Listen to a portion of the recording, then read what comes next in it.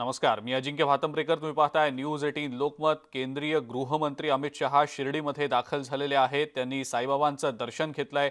अहमदनगरमधल्या साखर कारखान्याचा कार्यक्रम संपल्यानंतर त्यांनी साईबाबांचं दर्शन घेतलंय. शिर्डीतली ही दृश्य आहेत. अमित शहा हे शिर्डीमध्ये दाखल झाले. त्यांनी साईबाबांचं दर्शनही घेतलं. त्यापूर्वी साखर कारखान्याच्या कार्यक्रमासाठी त्यांची उपस्थिती होती. अमित शहा यांनी मनोभावे साईबाबांची पूजा केली. आपण ही दृश्य पाहतो आहोत. शिर्डीतली दृश्य आहेत.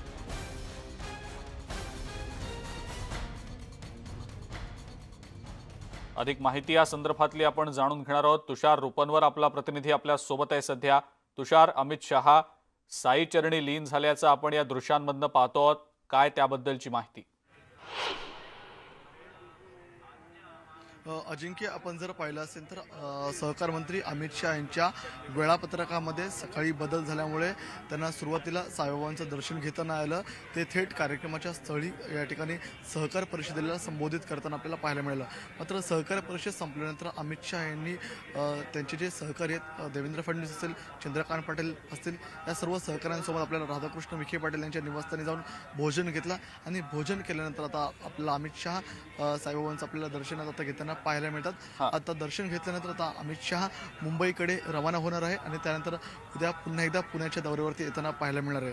आजची आपण जर पाहिलं असेल सहकार परिषद, या सहकार परिषदेकडे सगळ्यांचं लक्ष लागलं होतं.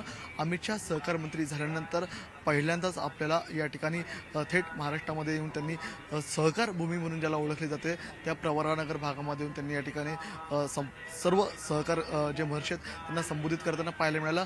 या सहकाराच्या कार्यक्रमामध्ये त्यांनी अनेक महत्त्वपूर्ण अशी घोषणा केली.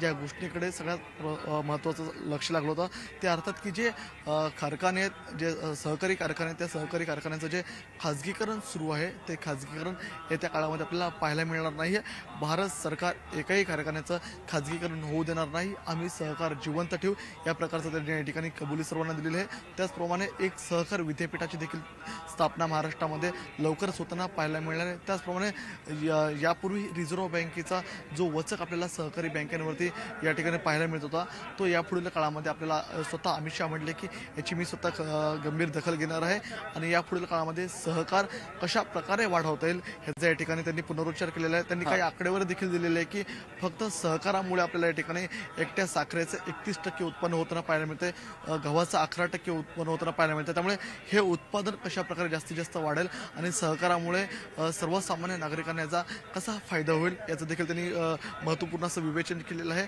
कारण की आजची सहकार परिषद ही महत्त्वपूर्ण म्हणून ओळखली जात होती. आताच आपण पाहत असाल तर अमित शहा शिर्डी मंदिरामध्ये दर्शन घेऊन आता आपल्याला कोणत्याही क्षणी बाहेर पडताना पाहायला मिळणार आहेत. मात्र आजच्या सहकार परिषदेमध्ये त्यांनी केलेलं विवेचन हे आपल्याला सहकार खात्यासाठी खूप महत्त्वपूर्ण समजलं जातं. त्याचप्रमाणे त्यांनी महाराष्ट्र सरकारला देखील विनंती केलेली आहे की तुम्ही केंद्र सरकारविरुद्ध राज्य सरकार असा कोणताही वाद न घालता तुम्ही सहकार या ठिकाणी जिवंत ठेवलं पाहिजे. कारण की सुरुवातीला जेव्हा हे आता पहिल्यांदा स्वातंत्र्य मिळाल्यानंतर सहकारी या विभागाची स्थापना करण्यात आलेली आहे आणि त्यामुळे आपल्याला महाविकास आघाडीच्या सरकार जे नेते त्यांनी प्रामुख्याने टीका केली होती की आता हे सरकार बुडवण्यासाठी आलेले आहेत. मात्र अमित शहा यांनी याला प्रत्युत्तर दिलेलं आहे की मी सहकार तोडण्यासाठी आलेलो नसून मी सहकार हा जोडण्यासाठी आलेलो आहे. त्यामुळे आता या संदर्भामध्ये आपण पाहत असाल आता अमित शहा दर्शन घेऊन अजिंक्य ही आता शिर्डी साईबाबा या मंदिरातून आपल्याला बाहेर पडतानाची ही व्हिज्युअल आहेत. काही वेळापूर्वीच ते आपल्याला साईबाबांचं दर्शन घेतलं होतं आणि आता ते आपल्याला बाहेर पडतानाची ही आपण दृश्य न्यूज 18 लोकमतवर पाहत आहोत. त्यांच्या वेळापत्रकामध्ये बदल झाल्यामुळे त्यांना सुरुवातीला साईबाबांचं दर्शन घेता आलं नव्हतं. मात्र आता ते दर्शन घेऊन आता आपल्याला बाहेर पडताना पाहायला मिळतात. त्यांचा जो नियोजित कार्यक्रम आहे तो नियोजित कार्यक्रम आपल्याला मुंबईमध्ये होताना पाहायला मिळणार आहे आणि पुन्हा एकदा पुण्यामध्ये आपल्याला 2 दिवसीय आपल्याला त्या ठिकाणी त्यांचा जो दौरा आहे त्यामध्ये आपल्याला अमित शहा असल्याचं पाहायला मिळतं. आपण जर पाहत असाल तर आता या फ्रंट सीटवरती अमित शहा बसलेले आहेत आणि दर्शन घेऊन आता अमित शहा विमानतळाकडे आपल्याला रवाना होताना पाहायला मिळतात. मिळणार नाहीत. महाराष्ट्रात 2 दिवसीय अमित शहांचा आपल्याला हा दौरा आहे. या दौऱ्याकडे सर्वांचं लक्ष लागलं होतं आणि या दौऱ्यामध्ये अमित शहा यांनी आपल्याला आता या ठिकाणी साईबाबांचं दर्शन घेऊन आपल्याला बाहेर पडताना पाहायला मिळतात. ही दृश्य आपण पाहतोय, ही दृश्य शिर्डी साईबाबा मंदिरातले दृश्य आहेत. आता आपण पाहत असाल तर या ठिकाणी हर्षवर्धन पाटील देखील आपल्याला या ठिकाणी पोहोचल्याचं पाहायला मिळतंय. रावसाहेब दानवे आहेत केंद्रीय मंत्री, हे सर्व मंत्री सहकाऱ्यांसोबत या ठिकाणी अमित शहा यांनी शिर्डी साईबाबांचं दर्शन घेतलेलं आहे आणि त्यांचा जो पुढचा वेळापत्रकाचा जो मार्ग आहे तो अर्थात आता विमानतळावर जाऊन आता मुंबईकडे रवाना होतील. अजिंक्य, बिलकुल आपण ही थेट दृश्य पाहिली काही क्षणांपूर्वी. अमित शहा यांनी साईबाबांची मनोभावे पूजा केली आणि त्यानंतर साईचरणी लीन होत ते मंदिरातनं काही क्षणांपूर्वीच बाहेर पडल्याची दृश्य आपण पाहिली. ही आपण सध्या जी दृश्य पाहतो आहोत ती मंदिराच्या आतल्या भागातली दृश्य आहेत. अमित शहा साईबाबांच्या चरणी लीन होतानाची ही दृश्य आहेत आणि यानंतर अमित शहा विमानतळावर जाणार आहेत आणि तिकडनं ते मुंबईच्या दिशेनं रवाना होणार असल्याची माहिती मिळते. पुढची बातमी आता आपण पाहणार आहोत. राज्यामध्ये विविध पेपर फुटीचे महाघोटाळे समोर येत असतानाच आता MIDCच्या भरती परीक्षेत गैरप्रकार झाल्याचा आरोप करण्यात येतोय. गुणांमध्ये फरक आढळल्यानं हा गैरप्रकार झाल्याचा आरोप करण्यात आलाय. याबाबत MPSC समन्वय समितीनं प्रश्नचिन्ह उपस्थित केलंय. ॲप्टेक लिमिटेड कंपनीनं ही परीक्षा घेतलेली होती. ज्यांना MIDCच्या भरती परीक्षेत 99 ते 196 गुण मिळाले त्यांना मुंबई महानगरपालिकेच्या परीक्षेत मात्र 14 ते 33 गुण मिळाले.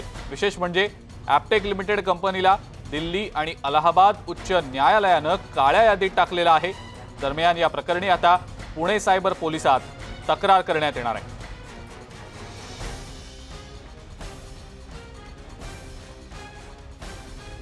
याचबद्दलची अधिक माहिती आपण जाणून घेणार आहोत. चंद्रकांत पुंदे आपले प्रतिनिधी आपल्या सोबत आहेत सध्या. चंद्रकांत, या अशा प्रकारच्या सगळ्या घोटाळ्यांचा पर्दाफाश होत असताना आणखी एक पेपर फुटी संदर्भातला हा एक परीक्षेसंदर्भातला घोटाळा आणखीन एक समोर येताना दिसतोय. काय याचं नेमकं स्वरूप आहे, व्याप्ती नेमकी कितपत मोठी असू शकते, त्याबद्दल सुरुवातीला काय सांगाल? अजिंक्य, हे जे 3 घोटाळे आहेत, आरोग्य भरती, माडा भरती आणि TET एंट्रन्स एक्झाम भरती घोटाळे, हे तिन्हीची मोडस ऑपरेंडी वेगळी होती. काही ठिकाणी पेपर फोडले गेले, काही ठिकाणी OMR शीट कोरी ठेवून तिथं मार्क भरून मुलांना भरती केले गेले पैसे घेऊन. ही झाली ह्या तिन्ही घोटाळ्याची मोडस ऑपरेंडी. आणि आता जो आरोप होतोय विद्यार्थ्यांचा MIDCच्या भरती याच्यात, त्याच्यामध्ये डायरेक्ट निकालातच पर्सेंटाईल पद्धत वापरून फेरफार केल्याचा मुलांचा आरोप आहे. कारण जनरली निकालाची मेरिट लिस्ट जी लागते ना ती मार्कानुसार लागते, कोणाला किती मार्क त्यानुसार ते ठरतं. पण हे जाणीवपूर्वक इथं पर्सेंटाईल पद्धत वापरली गेली आणि त्याच्यात संशयाला वाव ठेवला गेला असा या मुलांचा आरोप आहे. म्हणून याची चौकशी व्हावी, त्यासाठी आता ते तक्रार करणार नाही. पण यापूर्वीची त्यांनी रितसर MIDC ऑथॉरिटीला पत्र लिहिलंय, पण MIDC दाद देत नाही. आणि याच्यातलं सर्वात महत्त्वाचं, ह्या ज्या कंपन्या आहेत ना, हे घोटाळ्याचं मूळ कुठं आहे, ह्या ज्या MIT कडून नेमण्यात आलेल्या एजन्सीज आहेत ना परीक्षा घेणाऱ्या, मग ती मेसस ॲप्टेक असेल ही MIDC मधली, नंतर हे GS सॉफ्टवेअर, आणखीन अशा 2-4 कंपन्या आहेत. हे सगळे वारंवार नावं बदलून फिरून हे डायरेक्टर इकडून तिकडून असे एकमेकाला ज्ञाती आहे अशा अनेक कंपन्या आहेत. ह्या सगळ्या नेक्सस आहे, खूप मोठा आहे. आणि यांना दलाल अटॅच होतात ग्रामीण भागातले. हे मुलं यांना गोळा करून देतात क्लास चालकांकरवी. आणि असं ते नेक्सस आजपासून नाही, 2017 पासून सुरू आहे असं पोलिसांचा कयास आहे. सगळी तपासणी सुरू आहे.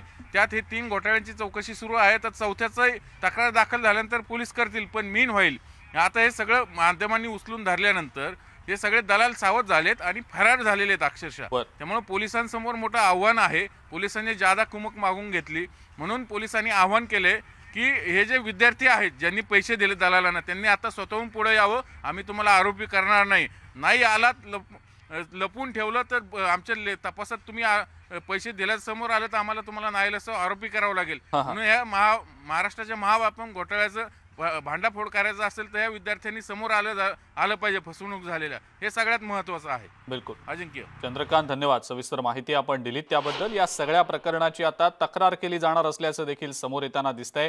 पण अद्याप या सगळ्या घोटाळ्याची नेमकी व्याप्ती काय आहे ते समजू शकलेलं नाही. आरोप मात्र होताना दिसत आहेत। पुढची बातमी आता आपण पाहूया। वाळुंज औद्योगिक वसाहतीत स्फोट झाल्याची घटना घडलेली आहे। गॅस वेल्डिंग दुकानात हा स्फोट झालाय। या स्फोटात 4 जण जखमी झालेत, 2 जण गंभीर जखमी असल्याची माहिती मिळतेय। दुचाकीची वेल्डिंग करताना हा स्फोट झाल्याचं समोर येत आहे। जखमींना घाटी रुग्णालयात सध्या हलवण्यात आलेलं आहे। गॅस वेल्डिंग दुकानामध्ये हा स्फोट झाल्याचा प्रकार समोर येताना दिसतोय। या स्फोटात 4 जण जखमी झाले, 2 जणांची प्रकृती गंभीर असल्याची माहिती मिळतेय। दुचाकीची वेल्डिंग करताना हा स्फोट झाला असावा अशी माहिती सध्या समोर येतेय। जखमींवर सध्या घाटी रुग्णालयात उपचार सुरू आहेत। वाळुंज औद्योगिक वसाहतीतला हा सगळा प्रकार आहे।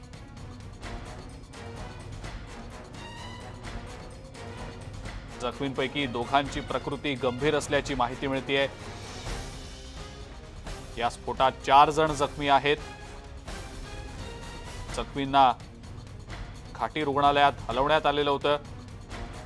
त्यांच्यावर आता उपचार देखील सुरू आहेत। याच संदर्भातली अधिक माहिती आपण जाणून घेणार आहोत। सिद्धार्थ गोदाम आपले प्रतिनिधी आपल्या सोबत आहेत सध्या। सिद्धार्थ, गॅस वेल्डिंग दुकानामध्ये हा स्फोट झाल्याचा प्रकार उघडकीला येतोय, काय अपडेट याबद्दलची? हा अपघात जो आहे तो औरंगाबाद येथील वाळूंज MIDC या ठिकाणी 10 मिनिटांपूर्वी घडलेला आहे। एक पंक्चर जोडण्याचं दुकान जे रस्त्याच्या कडेला होतं त्याच्या सिलेंडरचा हा ब्लास्ट झाला आणि त्या दुकानाच्या बाजूला जेवायला बसलेले 2 जण आणि एक मोटरसायकल ग्राहक होता, त्याची वेल्डिंग तो दुकान चालक करत होता। त्याच वेळेस अचानक हा जो अपघात घडलेला आहे, हा अपघात एवढा भीषण होता की अपघातातील एका जखमीचा पाय पूर्णपणे तुटून जवळपास 50 फूट लांब जाऊन पडला होता।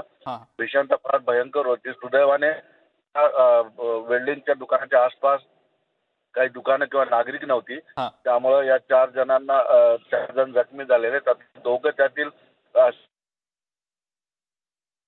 एकंदरीतच आता नेमका हा ब्लास्ट कशामुळे झाला हे पाहावं लागेल, कारण पोलीस घटनास्थळी पोहोचलेले आहेत आणि पंचनामाचा सोपस्कर सुरू आहे। बिलकुल सिद्धार्थ, धन्यवाद सविस्तर माहिती आपण दिलीत त्याबद्दल। या स्फोटात 4 जण जखमी झाले, दोघांची प्रकृती गंभीर असल्याचं समजतंय। वाळुंज औद्योगिक वसाहतीत हा सगळा प्रकार घडलाय।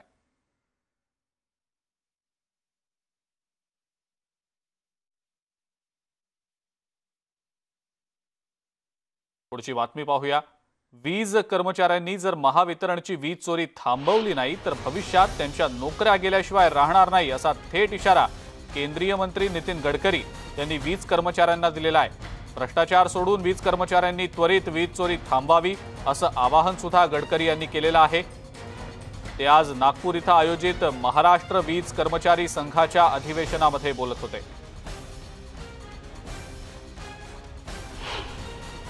येणाऱ्या काळात आपल्याला कॉस्ट ऑफ जनरेशन कॉस्ट कमी केली पाहिजे, चोरी कमी केली पाहिजे।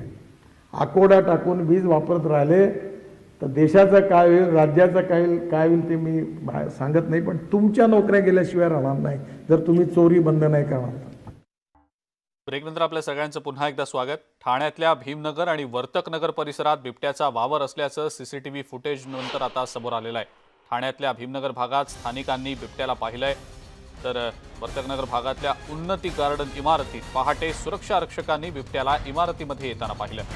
तसंच हा बिबट्या पुन्हा इमारतीबाहेर पळाला। संजय गांधी राष्ट्रीय उद्यानाच्या बाजूला लागूनच हा परिसर असल्यामुळे बिबट्या येऊ शकतो, मात्र नागरिकांनी घाबरून जाऊ नये असं वन अधिकाऱ्यांनी सांगितलंय। मात्र नागरिकांनी सतर्कता बाळगावी असं आवाहन सुद्धा त्यांनी केलेलं आहे। असं असलं तरी नागरिकांमध्ये सध्या भीतीचं वातावरण आहे। काल सकाळी असं आम्हाला 6:15च्या दरम्यान आमच्या ह्या ऑर्चिड सोसायटीच्या मधल्या गेटच्या पॅसेजमध्ये एक बिबट्या वावरतानाचा व्हिडिओ आम्हाला आमच्या CCTV फुटेजमध्ये दिसला आहे आणि त्यानंतर दहशतीचं वातावरण आहे। पहिली म्हणजे जी वेळ आहे 6ची, त्या एवढ्या वेळेत पब्लिक असतं, गाड्या धुणारी लोक वगैरे बरीच, पण अशा वेळेला जर तो बिबट्या आला क्वचितच आमची 2 माणसं त्या ह्याच्यातून म्हणजे त्या हल्लाच कदाचित झाला असतं, त्या भीतीपोटी त्याच्यातून वाचली।